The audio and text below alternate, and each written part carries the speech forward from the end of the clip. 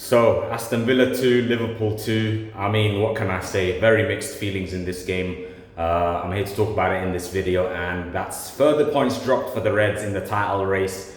I mean, listen, there's a lot to talk about in this video, and yeah, before I do that, please feel free to hit the like and subscribe, and let's get cracking. I mean, first of all, we started the game really well with the right intensity, the right tempo, it was clear that we were willing to put, that poor second half showing against Wolves to one side. And like I said, we had the chances early on. Szoboszlai had that chance that he missed, but it was a matter of time until Liverpool took the lead based on how quickly we started the game and how we dominated the early openings. And yeah, Mohamed Salah, as usual, scores again. Jota wins the ball. I mean, obviously it was a mistake from Garcia, the Villa right back, but from that point, Jota just squares it to him, and it's an easy tap-in for the Egyptian King to put us 1-0 up. But Villa grew into the game, to be fair, They had a few chances here and there, and the equaliser, I think we could have avoided it. Obviously, the cross comes in, Szoboszlai tries to get it away, and it just falls into the path of Yuri Tielemans, very good midfielder. He gets the equaliser for Aston Villa, and from that moment, like I said, I'm just thinking at least get to half-time level, but we didn't. Lucas Dean whips in a cross.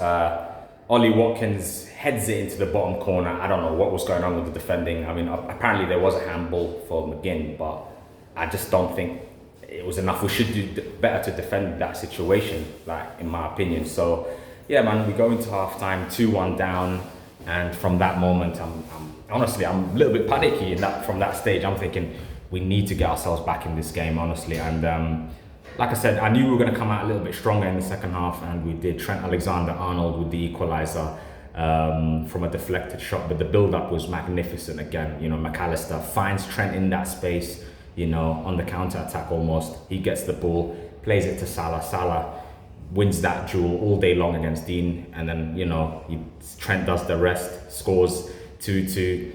But let's address the main topic here. Darwin Núñez. I mean, what else can I say about this guy? I think the sooner he's gone, the better. I mean, what more can I do as a Liverpool fan? Obviously, we've just got to support him until the end of the season, but it's clear that this guy has no future at Liverpool. I mean, that is a miss that literally sums up his Liverpool career. Conor Bradley plays a superb pass into Szoboszlai. Szoboszlai does the right thing, squares it into Núñez, open net. I don't care if it's your stronger foot, your weaker foot, he has to score that. And when he didn't, to be fair, I wasn't angry, I wasn't fuming, I wasn't livid. I'm just not surprised, because that just sums up Darwin Núñez, to be fair. And like I said, in the summer, there needs to be a lot of change. And one of the main changes for me is to get rid of Darwin. It's just that simple.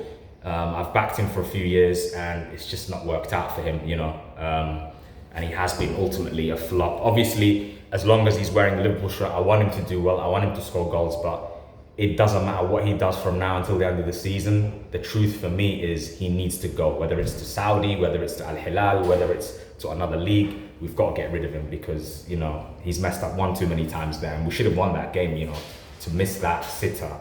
Unbelievable. But all in all, I thought Aston Villa played well, Liverpool played well. It was a very entertaining game. And yeah, man, it just leaves us in a weird position in the title race, even though we've extended our lead by another point. So the gap is now 8 points to Arsenal heading into the weekend against Manchester City. We have to beat Manchester City now, especially with the fact that we've played a game more than Arsenal. And this result brings Arsenal back in the title race. They were never fully out, but they were never fully in as well. But now they've got the opportunity on Saturday against West Ham, to close the gap to 5 points, and I think they will do that. I hope they don't, but I think they will, and it's just up to us now to ensure we bounce back against Manchester City at the Etihad. City themselves, just to touch on the Champions League quickly, as it was happening at the same time, Real Madrid absolutely battered them. Kylian Mbappe with a fantastic hat-trick. The second goal was absolutely outstanding. He leaves Guardiola on the floor, and he just mocked him with the celebration as well. So I found that hilarious. But Mbappe is just unbelievable when he plays like that. And once again, another defeat for City. They're out of the Champions League. It was clear that they were going to be out.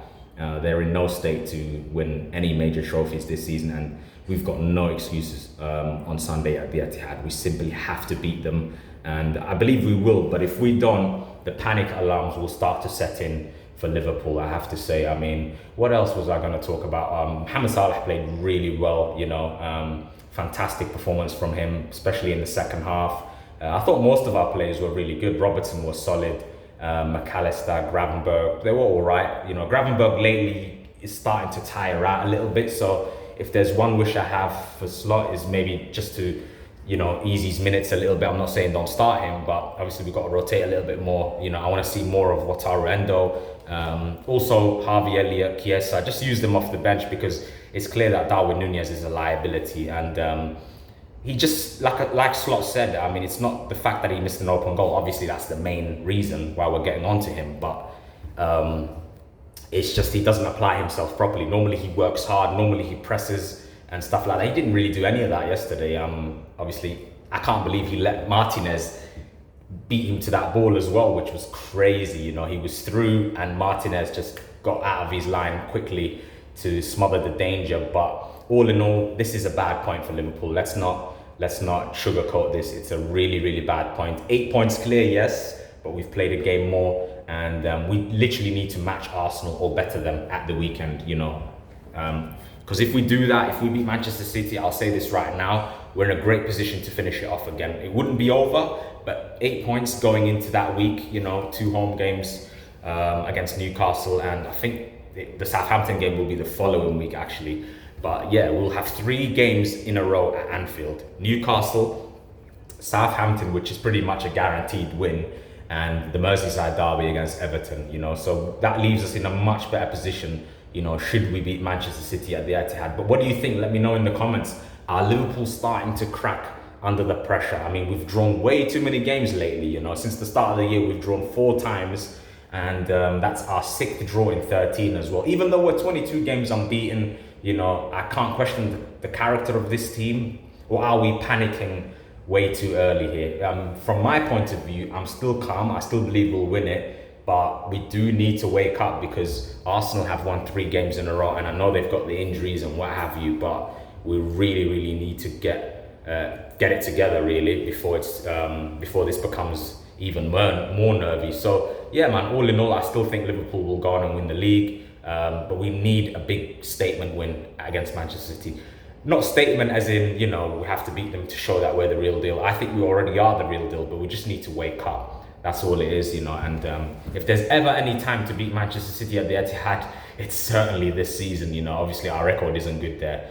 Etihad has been a fortress for a long time. I mean, teams have struggled to draw there, never mind win there. So it's a massive weekend ahead for Liverpool. But like I said, the Villa game in isolation, a point away at Villa Park, isn't bad in isolation. But considering we drew Everton, considering this was the game that was moved ahead because of the cup final coming up, Liverpool simply had to get 3 points, And as I said already in my previous video, psychologically, it would have damaged Arsenal potentially, if we had gone 10 points clear. Now it's 8. They'll be encouraged, and like I said earlier in the video, I expect them to beat West Ham and close the gap to 5 points and make things even more interesting. But we just have to take care of business on Sunday and beat Manchester City. I believe we will, but we're going into that game with unnecessary pressure right now, because had we beaten Aston Villa, a point away at the Etihad would have been sweet, in my opinion. I don't think it would have been that bad, to be fair. We would have got that out of the way, but now we've got to go there and win.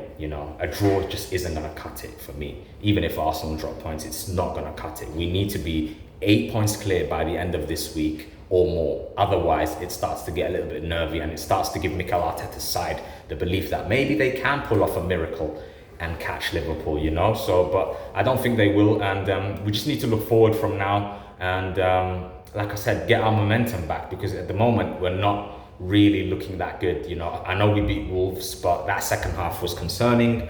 But yesterday, I won't complain about the performance. I thought we performed well, but we missed so many chances. Even Jota, who doesn't usually miss those kind of opportunities, fluffed these lines as well. So yeah, man, let me know in the comments what you think as well. I might be dropping another video just to round off the Champions League games. I still got to catch up with a few of them, but unbelievable. I mean, the Italian clubs, AC Milan, Juventus, and Atalanta all flopped essentially. And congratulations to PSV who made the comeback against Juve, and Feyenoord as well for knocking out AC Milan, despite the fact they sold their best striker, their best player, Santiago Jimenez, to AC Milan. But yeah, it's going to be a fantastic draw. That last 16, it's going to be happening on Friday. We could either face PSG or Benfica. Obviously, I'm hoping for Benfica because we could do with an easier game, you know, because we're in this title race. No disrespect to Benfica, but yeah, PSG are flying at the moment, so that will be a much tougher game if that is the case. But I'm going to wrap it up now. Let me know what you think in the comments below, and I really appreciate all the likes and subscriptions and what have you. It means a lot, and yeah, please keep tuning in. I'm gonna try and make more videos, like I said. But Liverpool, you have to bounce back on Sunday. We simply have to bounce back, man. This isn't good enough, man. I know we're 8 points clear, like it could be far worse than this, but we need to get our act together, you know, and make sure we bounce back as quickly as possible. But Sunday is going to be a massive game indeed. We have to get the 3 points. I think a draw just isn't going to be good enough. I mean, look at the state City are in. We have to get over the line and beat them. And if we can do that, I think we can relax again, because I have every faith that Liverpool are going to win the majority, if not all, the remaining home games left. But yeah, I'm going to sign out now. Let me know what you think. And yeah, man, Liverpool hopefully will be able to bounce back on Sunday against Manchester City. And yeah, man, just keep the belief, you know. Overall, the feeling is one of positivity, and it's just a matter of time, hopefully. But yeah, man, I'm going to leave it there. Let me know what you think in the comments, and come on, Liverpool, man. We need that win on Sunday. Up the Reds. Peace and love. Take care.